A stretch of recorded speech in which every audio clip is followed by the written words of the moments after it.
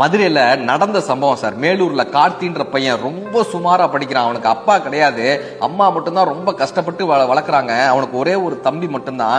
ஒரு நாள் அந்த பையன் படிக்கிறப்ப கரண்ட் போயிடுது. அம்மா சொல்றாங்க, பக்கத்துல இருக்கிற மண்டபத்துல தானடா நான் வேலை பார்க்கறேன், நீ அங்க வந்து படின்றாங்க. இவன் அந்த மண்டபத்துல போய் பாக்குறான். அவங்க அம்மா சமையல் அறை முழுவதுமா ஒரு மலை மாதிரி வெங்காயம் குமிஞ்சிருக்கு. இது எல்லாத்தையும் மாமா நாளைக்குள்ள வெட்டணும். ஆமாம்பா. அவனால 5 நிமிஷம் அங்க நிக்க முடியல. கண்ணெல்லாம் எரியுது, மூக்கெல்லாம் குட்டுது, தலையெல்லாம் வலிக்குது. அம்மா உனக்கு கண் எரியாதாமான்னு இந்த பையன் கேட்கிறான். அந்த அம்மா சொல்றாங்க, நமக்கு வேற வழி இல்லையேப்பா, நீ படிச்சு கரை சேர்ந்துட்டேன்னா நீ உன் தம்பியை காப்பாத்திடுவ. எப்படியாவது நான் இதெல்லாம் பொறுத்துக்கிட்டேன்னா நீ ஜெயிச்சிட மாட்டியாப்பா, நீ ஜெயிச்சு நம்ம குடும்பத்தை காப்பாத்திட மாட்டியாப்பா, அது வரைக்கும் நான் இதை பொறுத்துப்பேன்ப்பான்னு அந்த அம்மா சொல்றாங்க. இந்த அம்மாவினுடைய வேதனை அந்த பையனுக்கு தெரிய அதுக்காகவே படிக்க ஆரம்பிக்கிறான். மாவட்ட அளவுல முதல் மாணவனாக வந்து சென்னை ஐஐடியில் அவனுக்கு இடம் கிடைக்குது.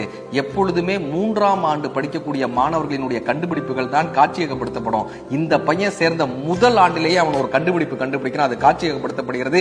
இந்திய அளவில் முதல் பரிசு பெறுகிறது. அந்த கண்டுபிடிப்பு வேற எதுவும் அல்ல, வெங்காயம் வெட்டக்கூடிய மெஷின் அந்த பையன் கண்டுபிடிக்கிறான். அதுக்கு பேட்டன் ரைட்ஸ் கேட்ட போது அவன் சொன்ன வார்த்தை, இது என் தாய்க்காகவும் என் தாய் நாட்டிற்காகவும் கண்டுபிடித்த கண்டுபிடிப்புன்னு சொன்னான். எந்த பெற்றோர்கள் தங்கள் வழியை சொல்லி வளர்க்கிறார்களோ அந்த குழந்தைகள் வாழ்க்கையில் சாதிக்கிறார்கள். Download ShareChat.